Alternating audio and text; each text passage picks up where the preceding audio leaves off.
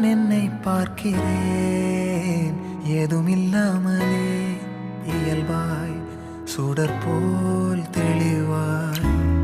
நானே இல்லாத ஆழத்தில் நான் வாழ்கிறேன் கண்ணாடியாய் பிறந்தே காண்கின்ற எல்லாமும் நான் ஆகிறேன் இரு காலின் இடையிலே உரசும் பூனையாய் வாழ்க்கை போதும் அடடா எதிர்காணும் யாவுமே தீண்ட தூண்டும் அழகா